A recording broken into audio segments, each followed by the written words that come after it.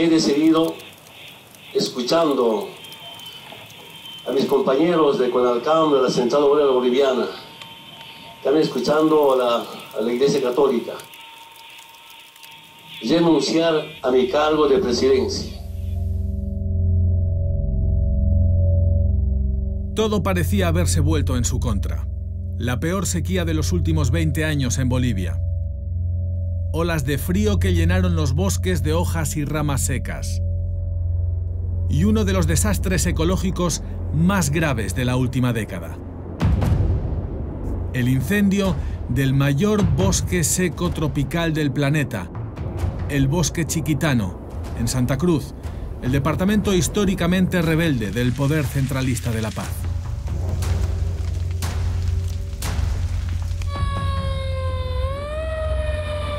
¡Vamos saliendo! Ardieron 3,5 millones de hectáreas, la superficie de un país como Bélgica.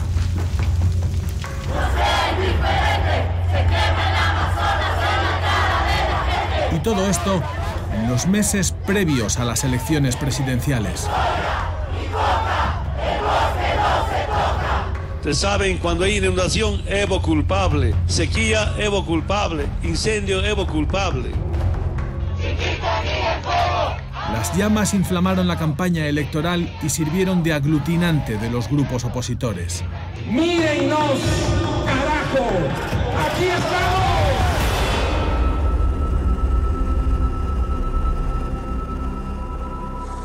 Juan Evo Morales Ayma fue el primer presidente indígena del país y el presidente que más tiempo ha estado en el poder en la historia de Bolivia.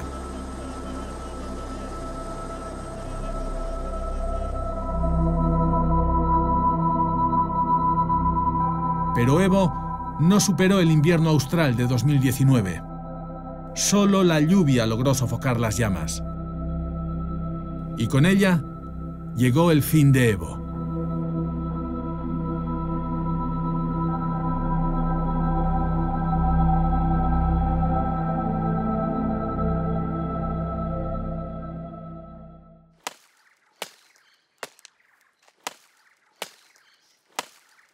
Unas 200.000 personas viven en el Bosque Chiquitano, en el departamento boliviano de Santa Cruz.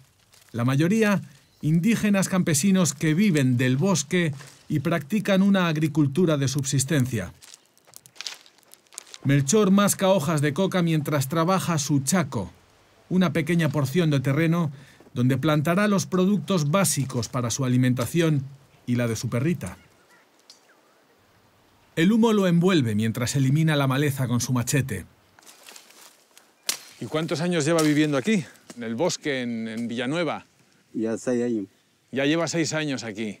¿Y qué es lo que está haciendo? Estoy haciendo para mi chaco. Ajá. ¿Cada cuánto tiempo lo hace? Cada año. ¿Todos los años? Sí. ¿Y para qué sirve? Para sembrar cualquier lo que... Digamos, para ¿no? Sembrar para que haya para alimentarse, ¿no? ¿Qué es lo que estamos viendo aquí, Javier?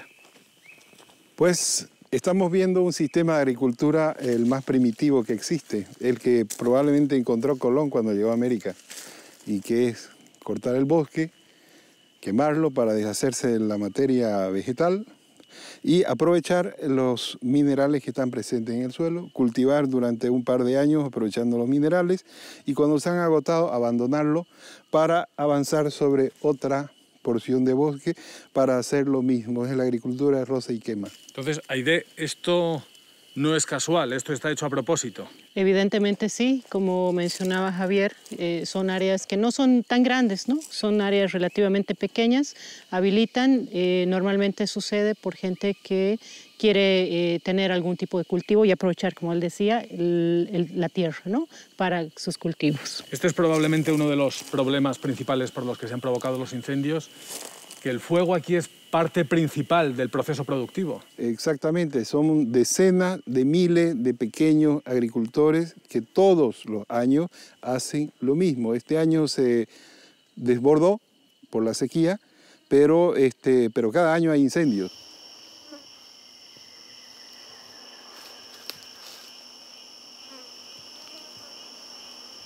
El bosque chiquitano está acostumbrado al fuego. tanto que incluso hay plantas que necesitan quemarse para reproducirse o para regenerarse. Su frondosidad es tal que es imposible dar 2 pasos sin tropezar en una trampa de ramas o lianas. Es la transición entre las grandes llanuras sudamericanas y el Amazonas. A pesar de que sus campesinos practican la agricultura de tala y quema desde tiempo inmemorial, algo sucedió en 2019 para que cada fuego, por pequeño que fuera, se convirtiese en un incendio. Ya desde el año 2016 habían alertas acerca de los efectos del cambio climático en la región. Bolivia es el 5º país más vulnerable a los efectos del cambio climático de toda el área de las Américas. Por otro lado, hay otra cara de todo esto y que es una inconsciencia absoluta de cierta parte de la gente que prendía fuego. Incluso a mucha gente que se le estaba ayudando a apagar sus propios incendios, uno volvía por la zona a los 2 o 3 días y descubría que ellos mismos le habían prendido fuego a otra parte de su propiedad. El Estado, ante esta situación, no tomó ninguna precaución para prevenir los efectos, para prevenir los incendios y más aún empezó a promover con una serie de normas fuera del régimen constitucional, normas que pretenden ampliar la frontera agrícola, pero sobre tierras de producción forestal permanente. El otro escenario que tuvimos fue que justo cerca de una de las elecciones electorales teníamos una desunión por políticos buscando protagonismo en medio del incendio y desde el punto de vista técnico eso no era adecuado. A eso se le suma una muy frágil presencia estatal de los 3 niveles del Estado, tanto de los municipios como de las gobernaciones como el gobierno central. Tardaron demasiado tiempo en reaccionar cada uno de ellos. El incendio forestal llega a tener frentes de decenas de kilómetros de anchura. Los vientos han sido muy fuertes en algunos días, en el mes de agosto, y estos han ido volando, ¿no? con algunas plantas que han ido llevando el fuego. El fuego vuela literalmente impulsado por el viento y pone en peligro a varios cientos de comunidades indígenas y 8 áreas protegidas. 6 bomberos fallecen. Más de 2 millones de animales mueren carbonizados. Realmente nos ha tocado mirar con una impotencia tremenda porque no sabíamos qué hacer, no sabíamos cómo reaccionar. Los incendios desbordaron la capacidad logística tanto de los municipios como la del departamento de Santa Cruz, que declaró la emergencia departamental para solicitar la intervención de los medios del Estado. Sin embargo, el presidente Evo Morales nunca declaró el desastre nacional necesario para solicitar ayuda desde el exterior. Tienes capacidad de enfrentar y hemos enfrentado.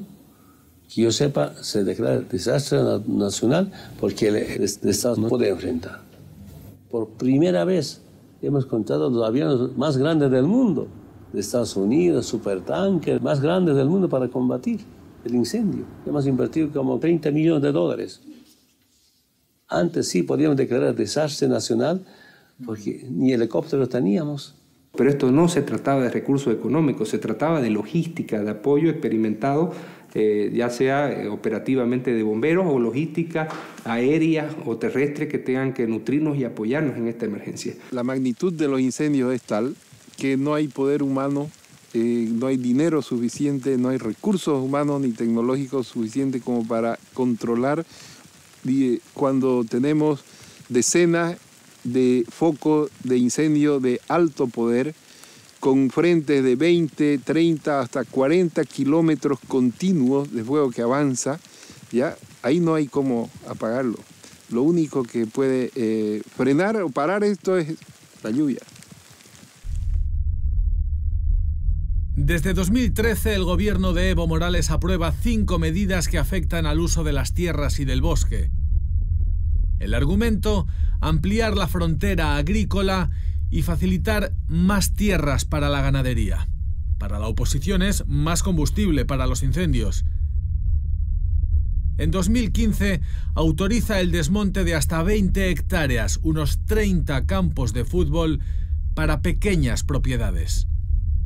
¿Cómo puede el Estado boliviano, si no tiene presencia en los campos, hacer control de que sean solamente 20 hectáreas las desmontadas, que sean solamente 20 hectáreas las aprovechadas? Entendemos para nosotros, los que vivimos aquí, que cuando aprobamos una ley para desmontar 20 hectáreas no son 20, son las que quiera el desmontador, porque no hay mecanismos de control.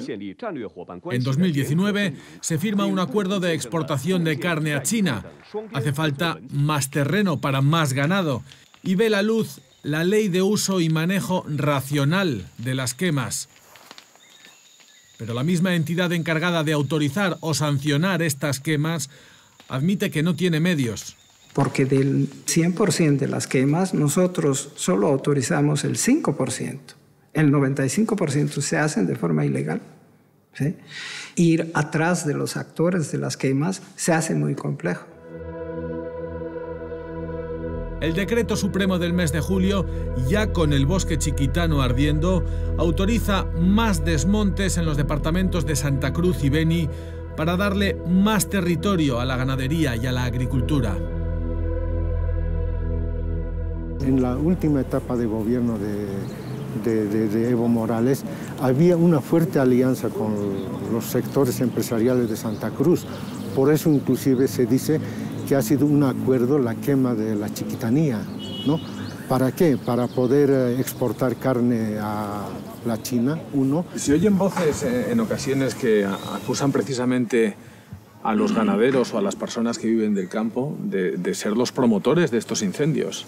Yo creo que es un poco hasta gracioso eso.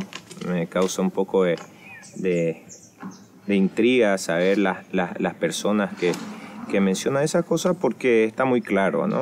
Nosotros necesitamos de los pastos, necesitamos de la pastura, necesitamos de la sombra de los árboles para poder ejercer nuestra pasión y nuestro trabajo, que es la ganadería. Que el fuego provoque en algunos ganaderos, yo creo que es algo netamente ilógico y que no hay mucho más que hablar de eso está claro. Óscar Ciro Pereira es la cuarta generación de una importante saga de ganaderos.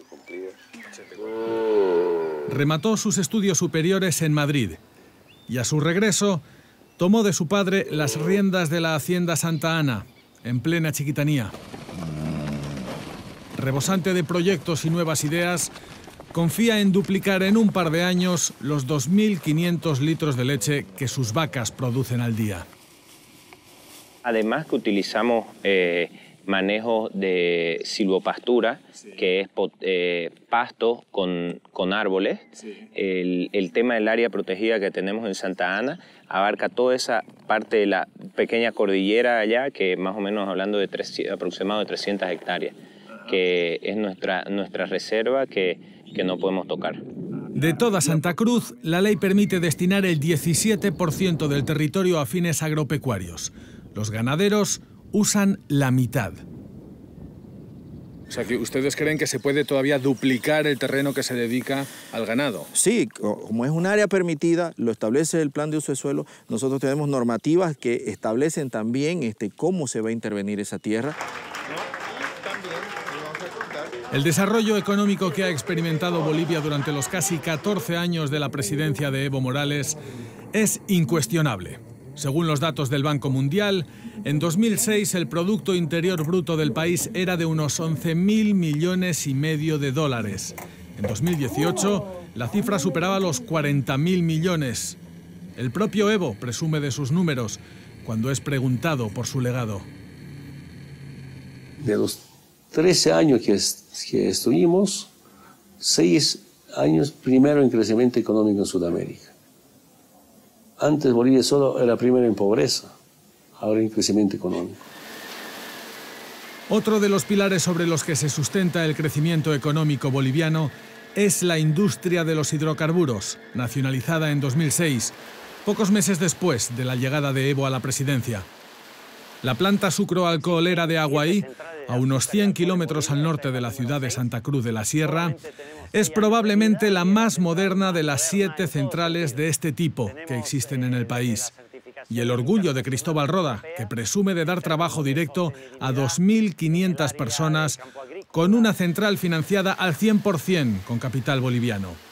El ingenio Aguaí, como aquí lo llaman, digiere al año 2 millones de toneladas de caña de azúcar. El 98% lo hacemos con una cosecha mecanizada, que nos permite algo sumamente importante: no quemar los campos agrícolas en el momento de la cosecha, porque existe una tradición en el cultivo de la caña que se quemaba la caña antes de cosecharla. Aguaí produce anualmente 100.000 toneladas de azúcar y 70.000 millones de litros de etanol. Y el Estado boliviano es su mejor cliente. Compra alrededor del 70% de esa producción. Evo Morales en este tiempo, sobre todo en los últimos tiempos, por sus cálculos y la cuestión de estadísticas en cuanto a votación, ha preferido asistir más a Santa Cruz, ha preferido a la gente ¿no? Porque pensó que iba a haber cierta reciprocidad. Pero a pesar de tener ese tipo de acuerdo, Santa Cruz prácticamente con eso de la quema de la Chiquitanía se ha conmocionado y ha empezado, digamos, a unirse, ¿no? Entonces, inclusive desconociendo todo ese tipo de acuerdos que se habría logrado desde el gobierno con los empresarios cruceños. Se ha confiado demasiado que estos le van a apoyar nomás incondicionalmente. Pero al mismo tiempo, en esos últimos tiempos, ha financiado más obras, más presupuesto al oriente. Y ese le ha dado patada en el ano electoralmente. Bolivia, con 11 millones de habitantes y el tamaño de 2 Españas, es un país partido por la mitad, en lo geográfico e incluso en la forma de vestir. Por un lado, el occidente. Aquí se encuentran la capital, Sucre, y la ciudad sede del gobierno, La Paz. En los Andes centrales predominan las culturas quechua y aymara. La base electoral de Evo Morales es la región Colla. Por el otro, el oriente. Las tierras bajas son la región Camba, cuna de guaraníes, ayoreos y chiquitanos, con un gran aporte de población de ascendencia europea. Es la llamada media luna rica en recursos naturales. Santa Cruz históricamente ha sido un espacio así de contrapoder o de poder dentro de los gobiernos, porque ahí se desarrolla lo que se llama la agroindustria. Es importante productor en alimentos, ganadería. Aquí estamos frente a dos horizontes civilizatorios, culturales y hasta cognitivos, diría yo, ¿no? Una cosa es el horizonte de los pueblos, horizonte civilizatorio, cultural, cognitivo de los pueblos milenarios, y otra cosa es el horizonte de los pueblos centenarios, lo pongo. Tal vez la palabra pueblo todavía es mucho para esta casta social, ¿no? Es un país dividido, ¿sí? Y partido en dos. Y eso es muy doloroso decirlo, ¿sí? Y el gran esfuerzo que ha hecho el gobierno desde que llegó fue tratar de eliminar esas diferencias.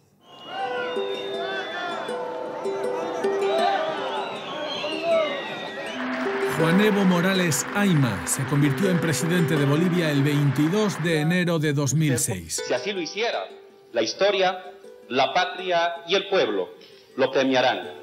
De lo contrario, puño izquierdo en alto y con la mano sobre el corazón, inauguró el periodo de mayor estabilidad política de la historia de Bolivia. Pero un día antes, Evo Morales fue nombrado Apu Malcu, líder supremo de los pueblos indígenas de América Latina. Evo, primer presidente de origen indígena, aymara, del altiplano, en un país de población también mayoritariamente indígena, que hasta el momento había sido regido por gobernantes de ascendencia europea. Un colla para el oriente boliviano, desde donde lo acusan de estar ejecutando un plan para colonizar esa parte del país con más collas y así doblegar políticamente a los cambas. Saben que los cruceños tienen que saber. Gracias a los llamados collas, Santa Cruz se ha desarrollado económicamente. No es primera vez que llega aymaras quechuas a Santa Cruz. Históricamente han estado ahí. Sin quechuas aymaras, sin indígenas del occidente, ¿cómo estaría Santa Cruz?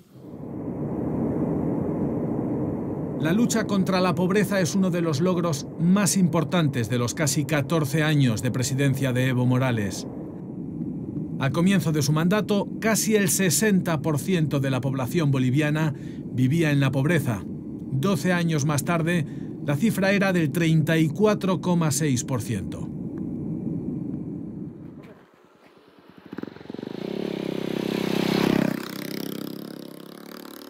El desplazamiento de población hacia el oriente ha formado parte de la lucha contra la pobreza del gobierno de Evo Morales, que durante años ha entregado tierras a familias con escasos recursos, con el compromiso de trabajarlas y de esta manera conseguir mejorar su situación económica. Antes, la propiedad, tanto forestal como agraria, estaba en manos de pocas personas en grandes extensiones, bajo modelos de desarrollo empresariales. A partir del gobierno de Evo Morales se redistribuye y se reestructura la propiedad agraria y forestal, lo que ha hecho que se atomicen los derechos de uso a la tierra.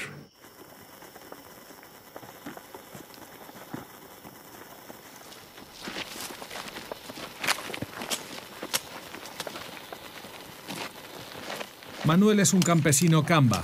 Este invierno ha estado a punto de ver cómo las llamas devoraban la pequeña comunidad que él mismo ayudó a fundar hace apenas 14 años, con el descriptivo nombre de Villanueva.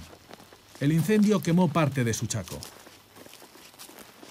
¿Dónde llegó el fuego? El fuego, fíjese, el fuego ha llegado hasta aquí cerquita, pero allá atrás tenemos bastante plátano que se nos ha quemado.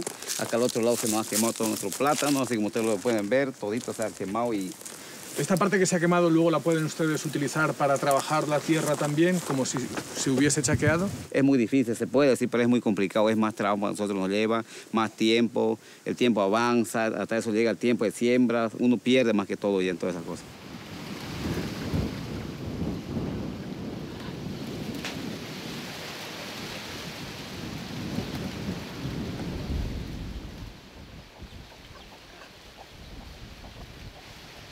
Máximo y María llegaron hace un año de Sucre, en el altiplano. Son collas, como 3 de las apenas 10 familias que conforman Villanueva.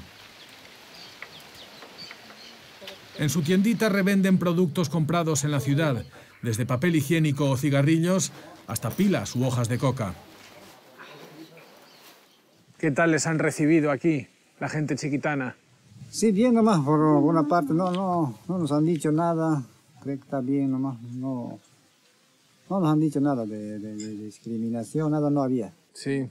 Nosotros, en cambio, algunas veces sí que hemos oído que existe cierto recelo con las personas que vienen del altiplano, porque no saben muy bien qué vienen a hacer aquí. Sí, eso pasa, a veces, ¿no? A veces ellos, por eso, hace rato, como les dije, ellos son acostumbrados como son de otra etnia de indígenas, y nosotros somos los quechuas, ellos son los chiquitanos. Nadie aquí tiene títulos de propiedad sobre la tierra que trabaja, porque todos son dueños de ella. La propiedad es comunitaria, un derecho que reconoce la Constitución de Bolivia a los pueblos originarios que habitan en su territorio. Por eso, para los chiquitanos, este bosque es suyo y la llegada de gente del occidente, un avasallamiento. No sé por qué este gobierno ha tratado de hacernos daño, siendo que tenemos un artículo en la Constitución Política del Estado donde dice que primero estas tierras son para nosotros los originarios del lugar nacido, crecido. ¿Cuál cree que es la causa principal de los incendios? El avasallamiento, porque los hermanos no saben manejar el bosque. Ellos han ido y han deshecho el bosque, se han ido otra vez al occidente, han vuelto y han prendido fuego. Evo Morales, porque él ha mandado a destruir nuestros bosques. Sin embargo, todos los bolivianos somos dueños de la tierra. No creo que no somos extranjeros para que nos digan, solamente por tener otra etnia nomás, que digan que ellos vienen ahí a hacerlo eso, ¿no? Sí, pero ¿qué? El 21 de febrero de 2016 marca un antes y un después en la carrera política de Evo Morales. Consultó a los bolivianos sobre si modificar la Constitución para poder ser reelegido para un cuarto mandato en un país que solo permite 2. El 51% de los bolivianos dijo no. Fue su primera derrota electoral. Creo que se ha mal acostumbrado también de querer continuar. No ha sido un gobierno estrictamente que ha valorado todo lo que viene a ser, digamos, lo indígena, ¿no? Es decir, en su sistema de elección, en su sistema de valores, de cultura. Entonces, eso ha creado también al interior muchos problemas, porque dentro de la cultura indígena lo que se promueve es un sistema de rotación, no un sistema de perpetuación.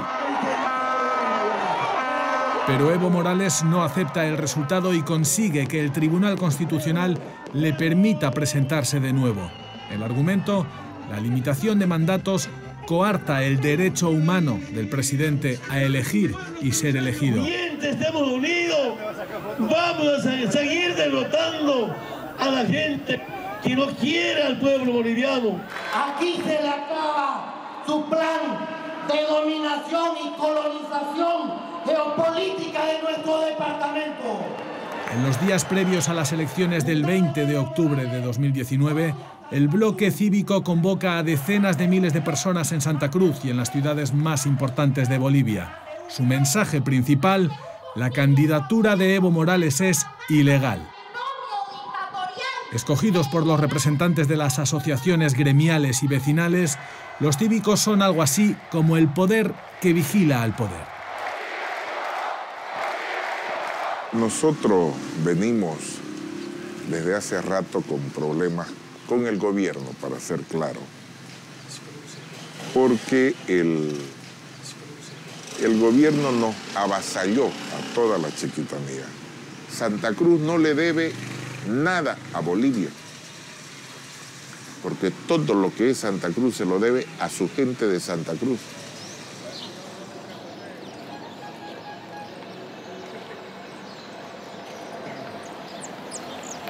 José Ernesto Serrate es el presidente del bloque cívico chiquitano. Don Pepe, como lo conocen en la localidad cruceña de Concepción, no puede dar un paso sin que alguien lo aborde para saludarlo, hacerle alguna consulta o solicitarle algún favor.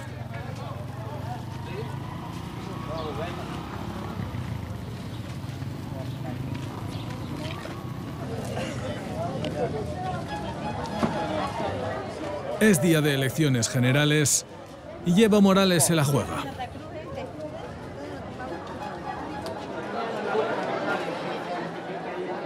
La plaza principal está especialmente concurrida porque el voto es obligatorio y miles de personas se agolpan en torno al único colegio electoral.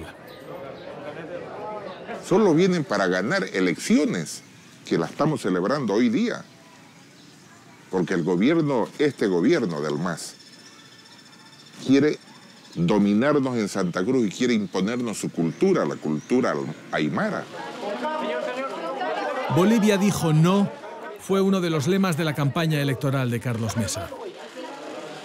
Es un candidato ilegítimo, porque vulnera el referéndum del 21 de febrero y porque su tercer mandato es también inconstitucional, porque vulneró el artículo transitorio de la Constitución de él mismo, que establece máximo de 2 periodos consecutivos y que se contaba el primero como válido y que él lo desconoció a título de decir, como Bolivia cambió de nombre, este es un nuevo país y nada tiene que ver lo anterior. De modo que Morales, en la línea constitucional, no hace otra cosa que violar sistemáticamente el texto constitucional. No es que yo he tomado decisión.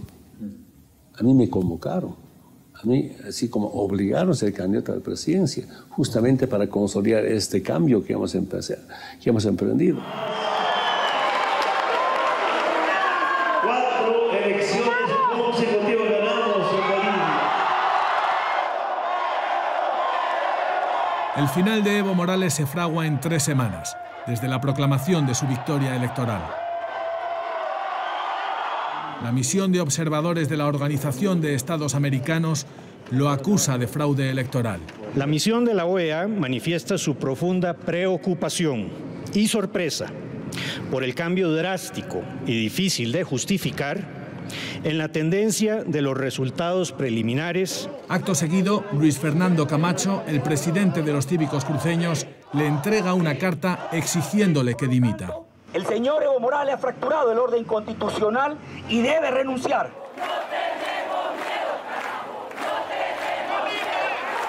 En esos 21 días, la división de Bolivia prende en las calles, manifestándose unos bajo la bandera tricolor, mi tierra sumergida aquí en la corrupción. Es por eso la molestia al contenido de la canción. La verdadera revolución al pacto político, traición, malversación y reivindicación. y marchando otros tras la huipala, la bandera de los pueblos andinos. Levante la bandera de Bolivia con honor. La policía defiende al delincuente y golpea a la población. Evo Morales, ponte enfrente, detén esta situación. Tú tienes el poder de la nación. El fuego llega a las ciudades.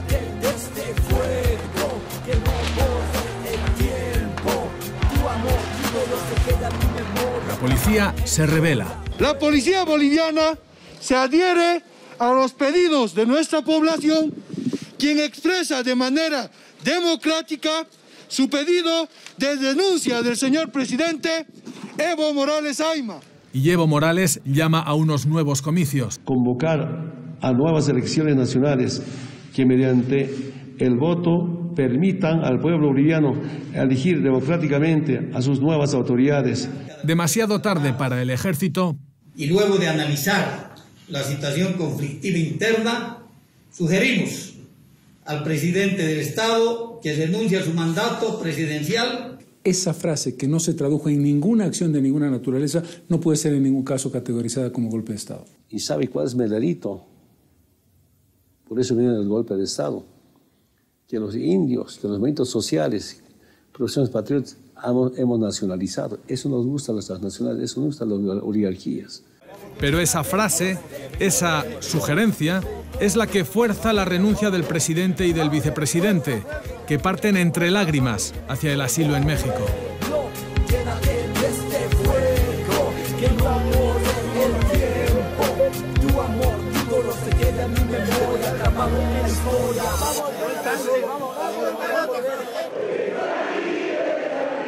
Yanine Áñez, hasta ese día segunda vicepresidenta de la Cámara de Senadores, jura como presidenta del país. Esta Biblia es muy significativa para nosotros. Nuestra fuerza es Dios, el poder es Dios. Que Dios nos bendiga, queridos hermanos bolivianos. El mandato interino de Áñez abre una nueva etapa en el país y significa el final de la presidencia más larga de la historia de Bolivia. Pero la situación se vuelve más volátil si cabe. Los partidarios del expresidente intentan impedir el abastecimiento de las ciudades. La falta de combustible y alimentos comienza a hacerse patente. La ciudad de La Paz se militariza.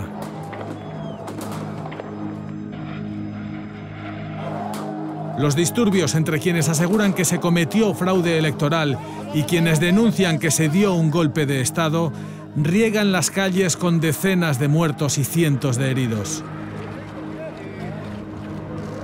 Un acuerdo político unánime para la celebración de unas nuevas elecciones desbloquea la situación.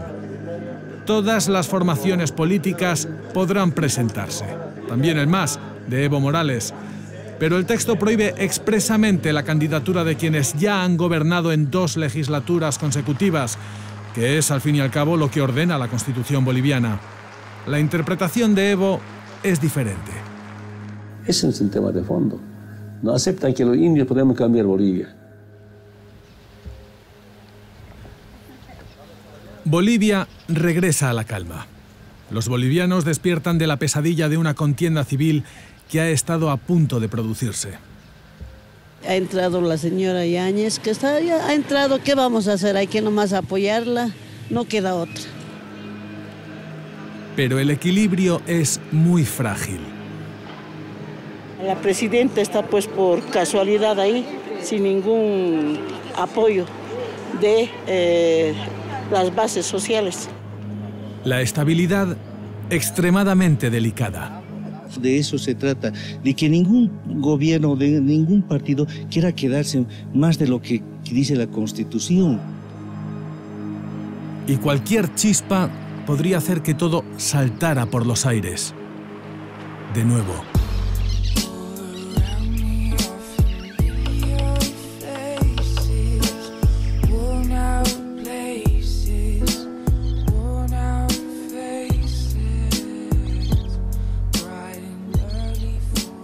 Aquí que necesitan solo un hacha y una pala para después limpiar y un encendedor, un fósforo para encender fuego y listo. Y lo peor es que de alguna manera tampoco previenen, ¿no? O sea, no toman en cuenta necesariamente las condiciones climáticas, ¿no? Cuando están encendiendo el fuego, porque existen condiciones que pueden ser propicias para que este fuego se desborde, ¿no? Y vaya mucho más allá.